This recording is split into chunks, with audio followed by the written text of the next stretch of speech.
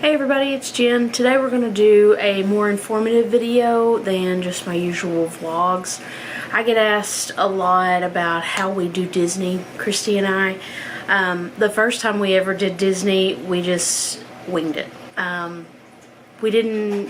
Back then they didn't do fast passes on the app. You actually went to the ride, you got a paper fast pass that had a return time, and you actually just came back and did it. But after that, that's when we kind of started doing our Disney trips with trial and error, basically. So now when we do go to Disney, we've got our favorite things that we have to do and the things that we feel like we can skip. So this video is going to be just in general how we do Disney, kind of an introduction to what Disney World is. So we've not been to Disneyland yet. We're planning on doing that on our anniversary of 2020. So that we will be doing that. And I will be turning to YouTube for help with planning that trip.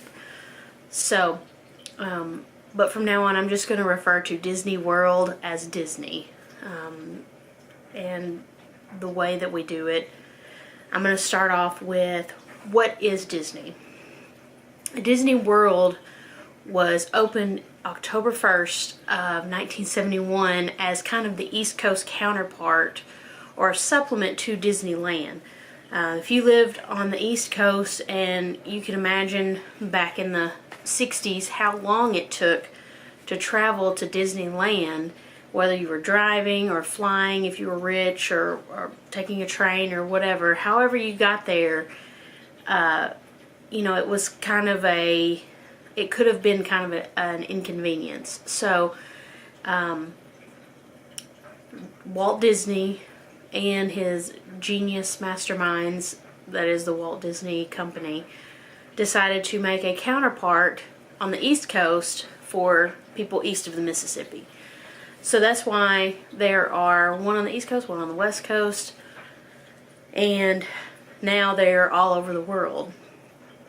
But Disney World was opened in 1971, and the first park that was open was Magic Kingdom. And Magic Kingdom to me kind of is what I would imagine Disney was thinking of when he made a park. It's very fantastic the way it's made. It's the park that has the castle in it. And so in later videos we'll talk about all of the things to do at Magic Kingdom. The next park that was built was Epcot, and Epcot is the one with the giant ball, and that ball is called Spaceship Earth. And there's actually a ride, an attraction in there that you can ride, and it's super fun. It's one of my favorites at Epcot just because it's very nostalgic, and it just cracks me up to see the progression of technology and communication of technology.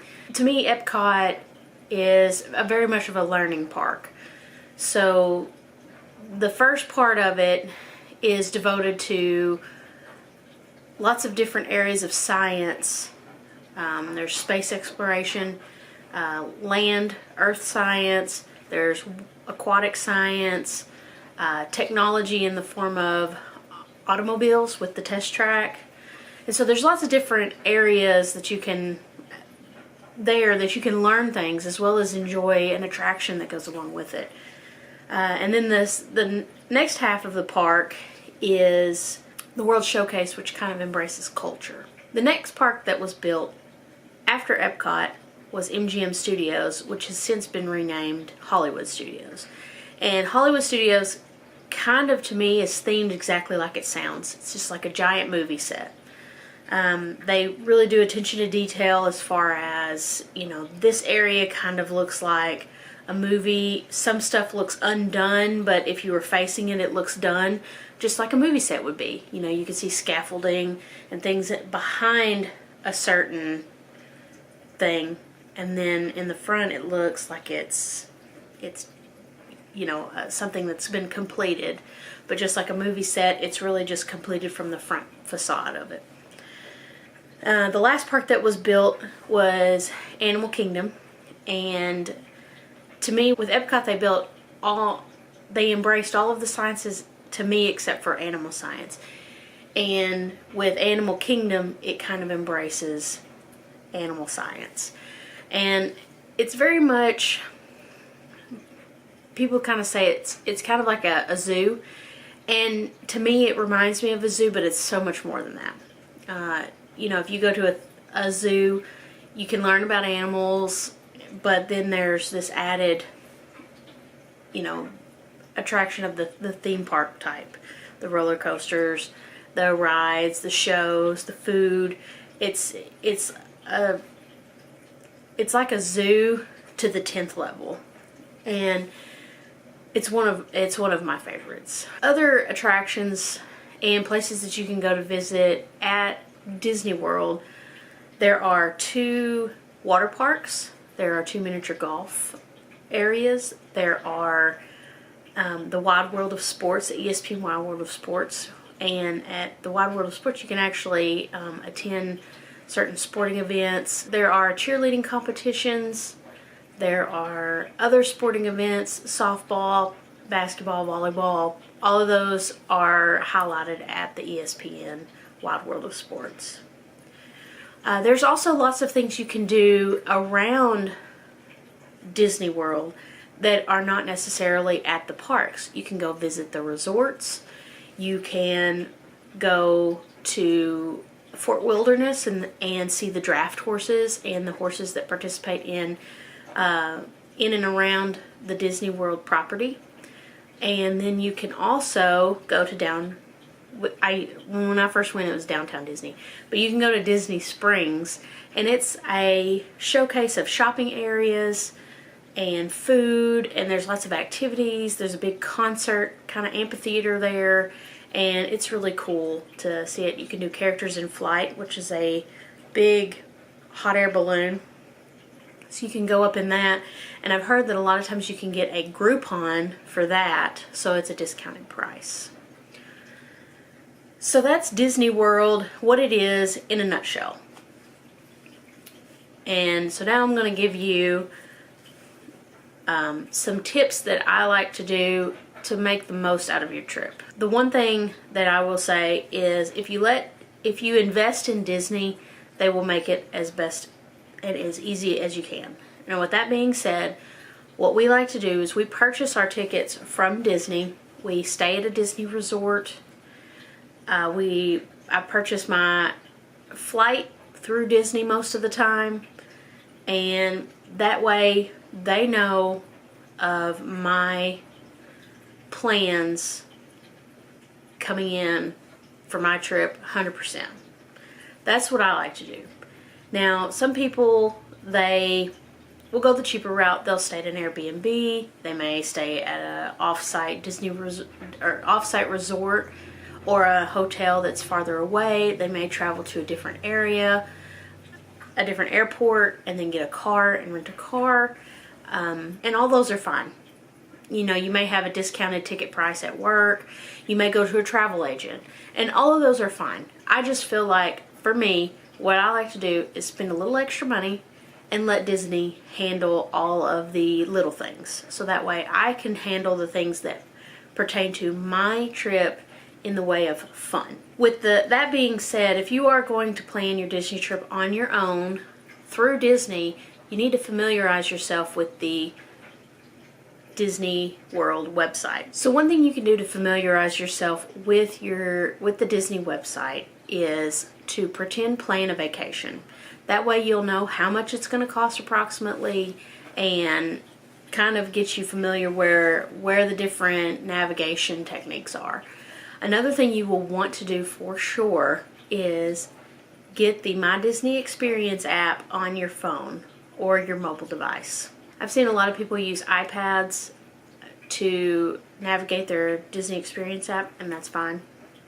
I just prefer to keep it on my phone and have it handy so that way I can know for sure what my next plan is. Once you've got your Disney vacation booked, you need to be aware of when you can schedule fast passes. And fast passes are basically jump in front of the line passes. They give you a return time. The queue is generally shorter.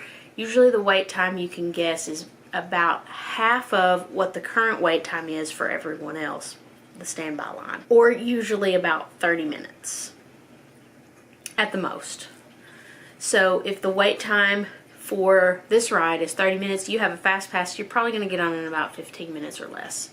If it's an hour or more, you're going to get on in about 30 minutes. So once you realize when you're supposed to have your fast passes scheduled, which I'll tell you, you can schedule it 30 days in advance if you are staying off property, or you can schedule it 60 days from your check-in time if you're staying on property. You get 3 fast passes to use during the day, and after that 3rd fast pass you can schedule another 1 fast pass.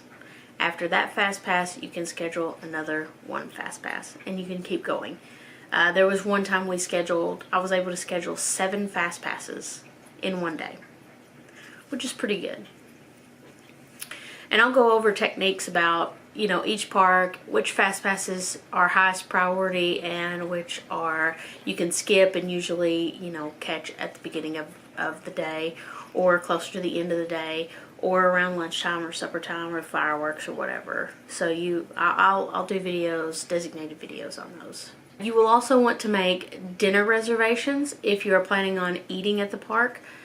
There are tons of really good restaurants that you can eat at Disney World, and I have my usuals that I really want to eat at, but for the most part I like to try something new at least one time every time we go. So you know, look at the menus, and at the same time that you're looking at the menus, kind of generally look at the prices to see if that fits in your budget. There are several reasons why I love to go to Disney World. For one, I'm a huge Disney fan. I love the Disney movies. I love the history. I love just walking around and seeing new things, seeing the attention to detail that the Imagineers have done to make it as much of an immersive experience. Now, there are some reasons why people would not want to go to Disney, and you know, like I said, to each their own. Do whatever you think is best for you. Personalities are different. It's just one of those things that I love to do. I love to go to Disney World. There are some people that don't like to do theme parks in general, or crowds, or cost, or time of year. So here's some instances why you would not want to go to Disney World. Probably the number one reason why you would not want to go to Disney World is the cost. It is an expensive endeavor to plan for a family vacation. And I understand that. I get that. We save up money for it. We have a specific vacation budget that we have.